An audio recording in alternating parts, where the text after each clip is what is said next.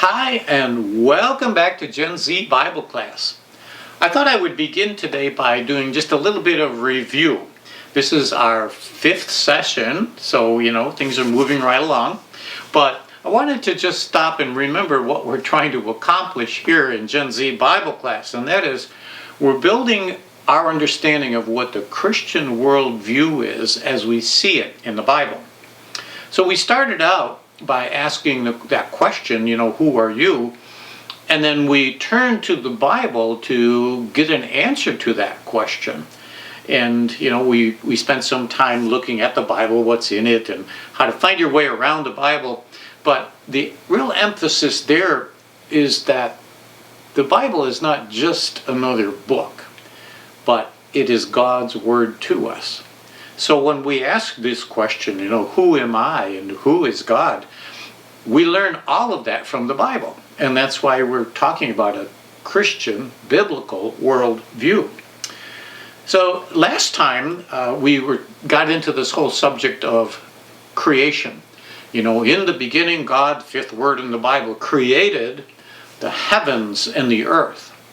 And I think we came to kind of a conclusion that between the biblical account of creation and what is commonly taught in our schools these days, and we did a little bit about the history of, how evolution used to be illegal to teach in our schools.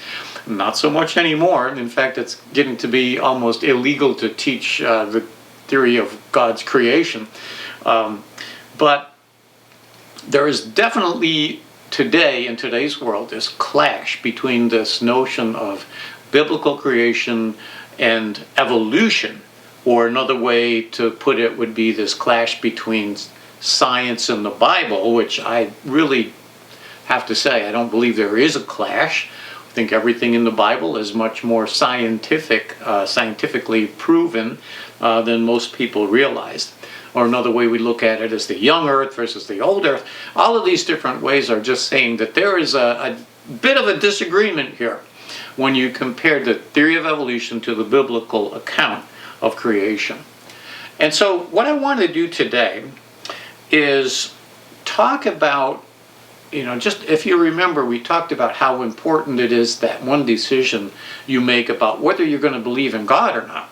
Because if you believe in God, it's going to send your life in a whole different direction than if you don't believe in God and you try to get along without Him. Well, the same thing is true about this theory of evolution, or the question about creation, comparing the theory of evolution to the biblical worldview. And they are opposed to each other in many ways. So I think that's fairly obvious. You're either working with a God or without a God, explaining everything. But I want you to think today about how that affects the way you live your life, and how the theory of evolution has kind of sent our thinking and our culture in a different direction than we used to have, because it's really part of that whole process of leaving God out of your world. We were talking about how, back in the 1800s in our colleges and universities, they became much more secularized. I use that word secular, which just means, again, no God needed. Another word you can use is humanistic. Humanism is basically this worldview that we're here by ourselves and we are in charge of our own world, and us humans can accomplish anything we need to accomplish, and this is kind of what we're going to be looking at today as we think about the implications of the theory of evolution. But I want to talk about 4 different areas that subscribing to this position of evolution is going to change the way you live your life. And the first one is just this overall idea of where is this world heading? What is the direction of our world? And again, you have a clash between the biblical worldview and the evolutionary worldview. The evolutionary worldview sees everything as coming from one source, one little amoeba, or I don't know, it was a little bunch of chemicals that got together and decided that they would hang out and make life. And so we had this very simple beginning. It's almost like the picture of a tree. We talk about a family tree. It begins here and it kind of widens out. And this is the evolutionary explanation of things, that it all started with one little cell. And that little guy just sort of developed into all the different things we see around us today. And, the earth floating around in the sky, and all this stuff is just happenstance. Just sort of happened because, there's no God there to create it. There's no God to control it. So this is where you end up in this particular worldview. And this stands in opposition to the Bible. Now, some of you, even those of you who are Christians, might not realize this, but the Bible makes it very clear that this earth is not going to be around forever. It wasn't designed to be around forever. And I can prove it from the Bible. There's a verse in Isaiah. There's a number of other verses too in the Bible. Isaiah 51:6. Isaiah was a prophet in the Old Testament. And that verse simply says that the heavens will vanish like smoke, and the earth will wear out like a garment, and its inhabitants die like flies. But my salvation will last forever. So you have two very clear statements there. One is that this earth, this physical earth that we're trying to figure out how it got created, wasn't created to be around forever. That its days are numbered. And that God has a timeline in which He's going to keep this world going for as long as He sees fit. But there is something that's forever. And He says, my salvation is forever. And this is something you don't get in the theory of evolution. So this is one way in which, you have this clash between these two opposing views. In the Bible, people lived for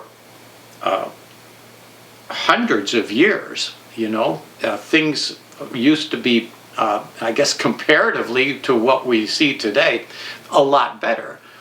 But things seem to be getting worse in the sense that, we don't live to be, what was it? Methuselah lived to be 969 years old or something like that. We just don't live that long anymore.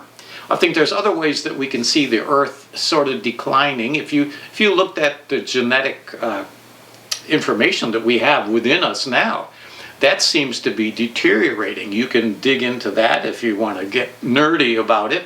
Talk about genetics and how mutations have come and we're losing a lot of our genetic information, so that Adam and Eve were in a much better situation.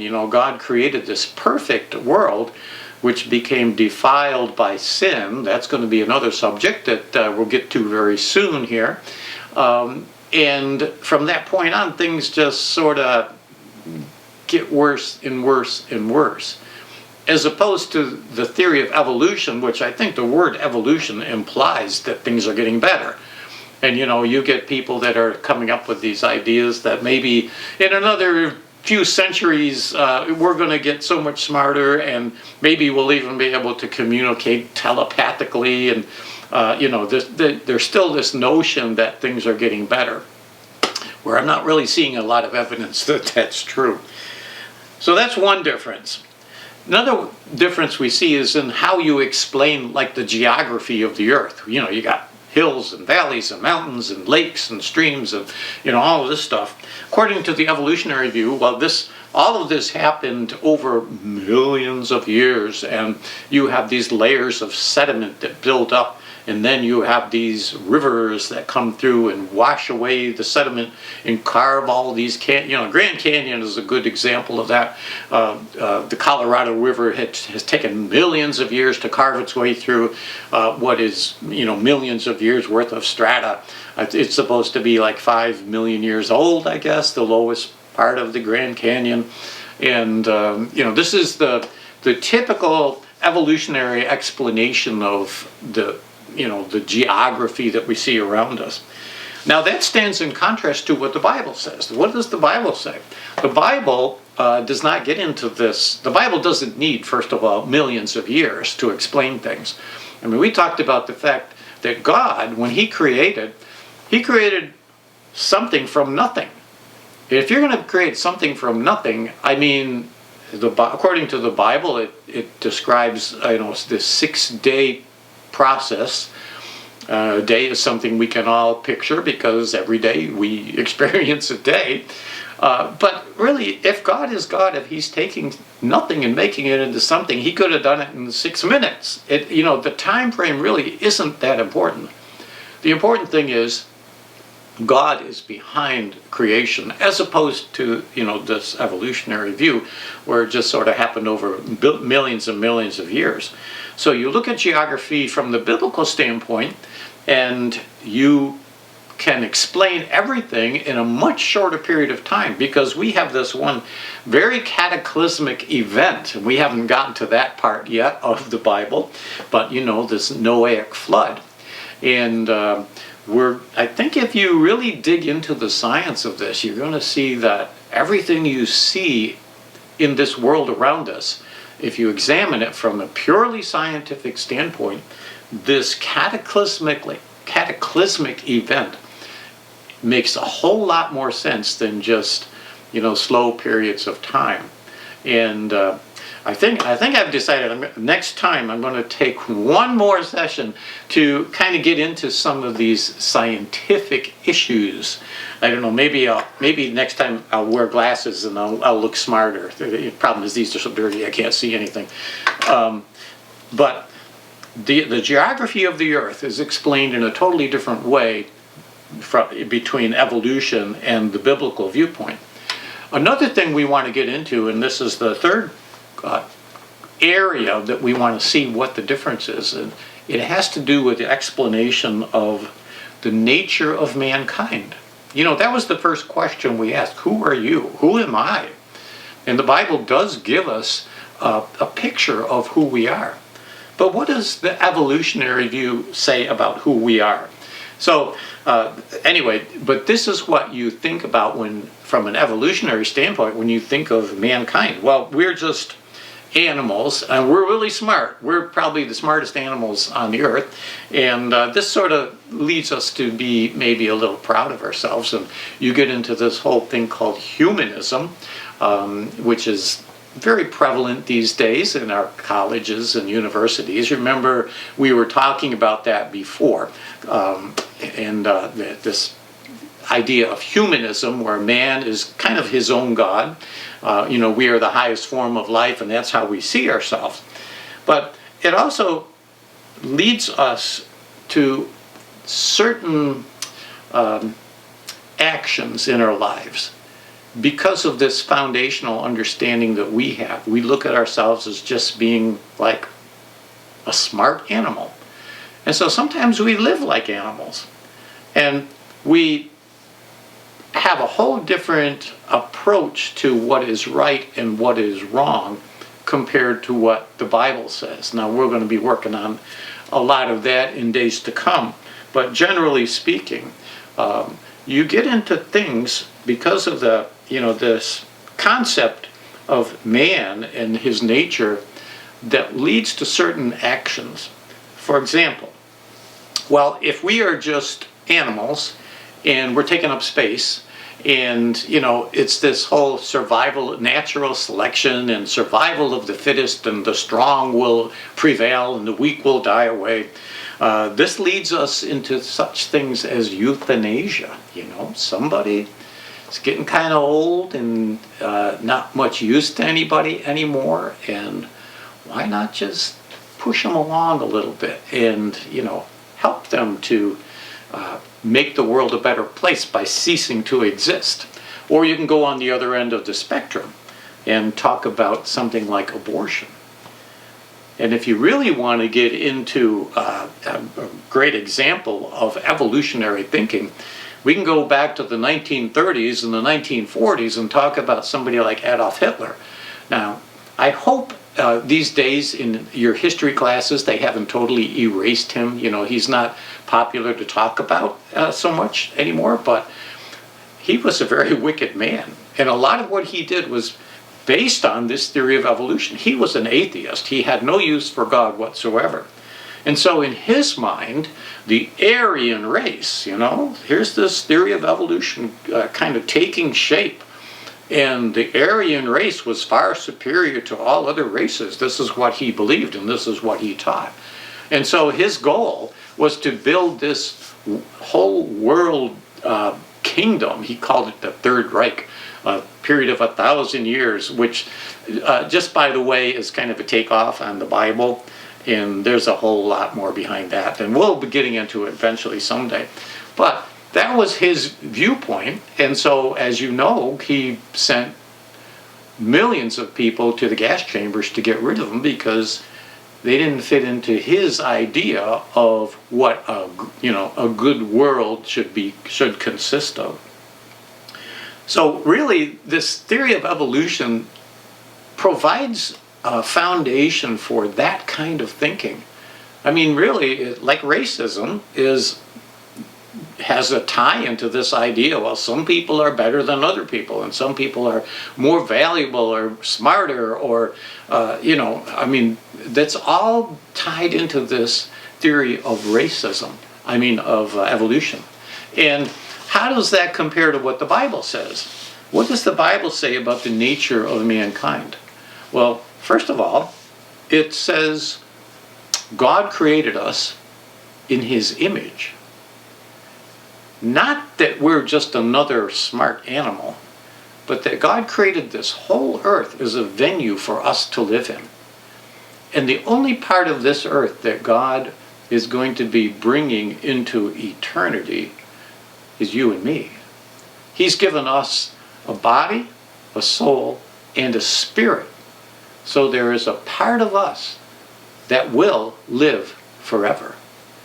You know, the evolutionists, their only way to try to live forever is, when they freeze themselves, and hopefully they can thaw themselves out someday and come back to life. Well, good luck with that. But we have this hope.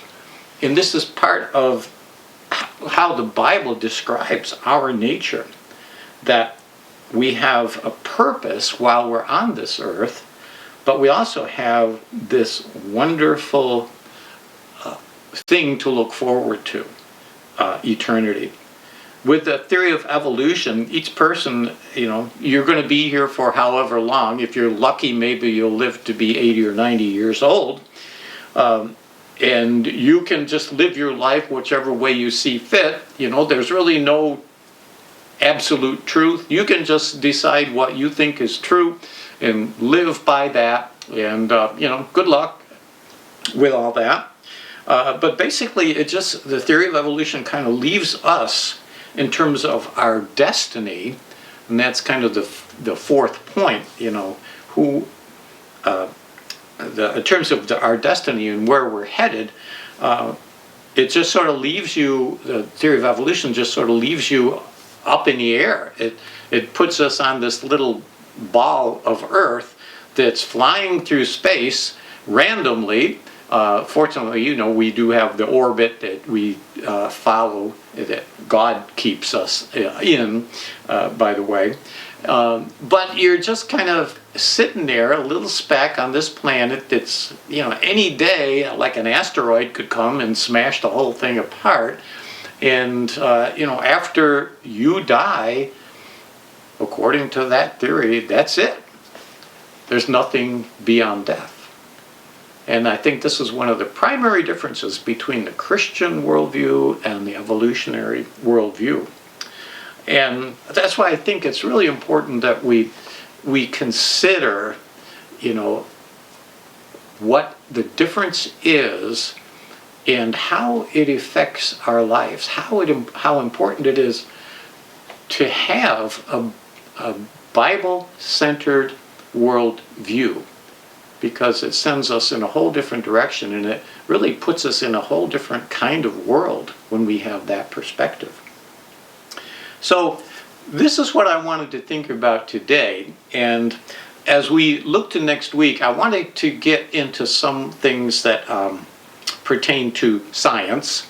You know, maybe if you're not that interested in it, you could skip next week. But I would still encourage you to hang out with us and think about some of the scientific reasons. You know, we were talking last time about how so many great scientists were men of God.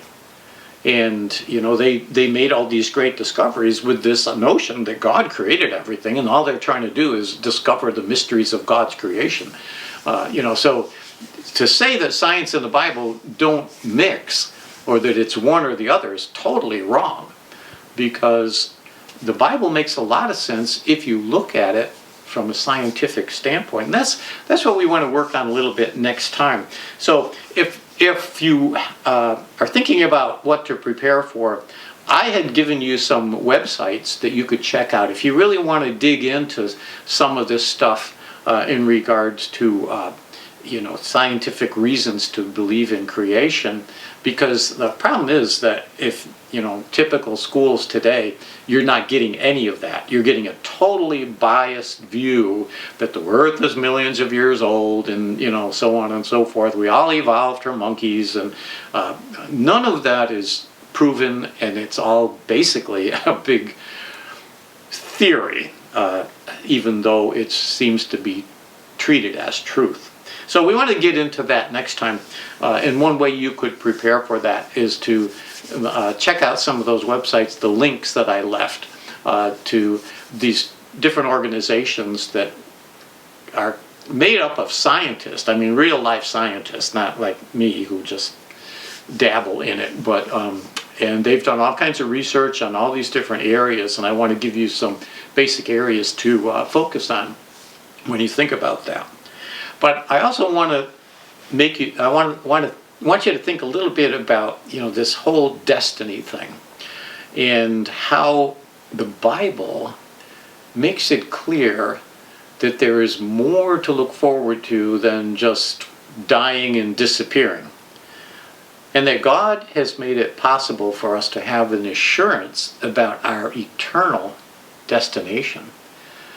Now, I've said that, you know, the whole Bible really is focused on one person, and that's Jesus Christ. We're in the Old Testament now, so we haven't gotten that far into the Bible. But if you remember last week, we were talking about how Jesus was there at the time of creation. That God became a man. That's Jesus. He was equally God and equally man. In the Bible, that verse we read in Colossians made it very clear. It said that Jesus was there at the time of creation. And that gives him a certain authority, you know, that just a regular person doesn't have. And I want to end with our good word for the day. This is, you know, our benediction for the day. And it's a verse from John 14. And it's Jesus talking about life after death. In describing to his disciples, the context was he was about ready to go to the cross, and he was going to be leaving the disciples, and he left them with this encouraging word. This is from John chapter 14, verses 1 to 4, so you could look that up if you want to. But basically it says, and he said, "Do not let your hearts be troubled. You believe in God, believe also in me." And then he said, this is my favorite part, "In my Father's house there are many mansions." I'm glad he said mansions, because, you know, in my Father's house there are many shacks that you could live. No, it's a mansion. So we have so much to look forward to. "In my Father's house there are many mansions. If it were not so, would I have told you that I'd go to prepare a place for you? And if I go to prepare a place for you, I'll come again to take you to be with me, so that where I am, there you may be also." Now, this is something that you will never get from the theory of evolution, because, you know, it's once you're dead, you're gone. But from the biblical worldview, it sees beyond this earth. This earth has a limited time span.